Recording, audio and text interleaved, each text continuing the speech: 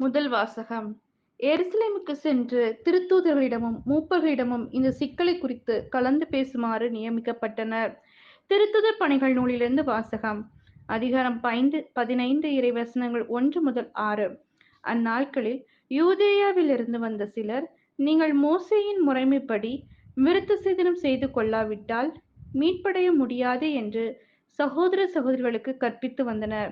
அவர்களுக்கும் பவுல், பர்னபா ஆகியோருக்குமிடையே பெருங்கருத்து வேறுபாடும் விவாதமும் உண்டாயின. எனவே பவுலும் பர்னபாவும் அவர்களுள் சிலரும் எருசலேமுக்கு சென்று திருத்தூதர்களிடமும் மூப்பர்களிடமும் இந்த சிக்கலை குறித்து கலந்து பேசுமாறு நியமிக்கப்பட்டனர்.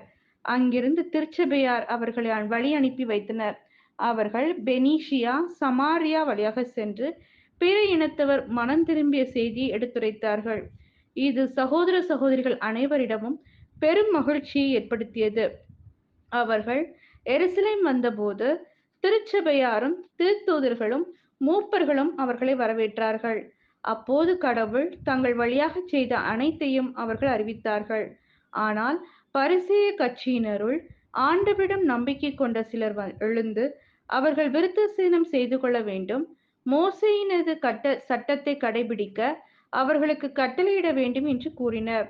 இதனை ஆய்ந்து பார்க்க திருத்தூதரும் மூப்பரும் ஒன்று கூடினர். இது ஆண்டவரின் அருள்வாக்கு.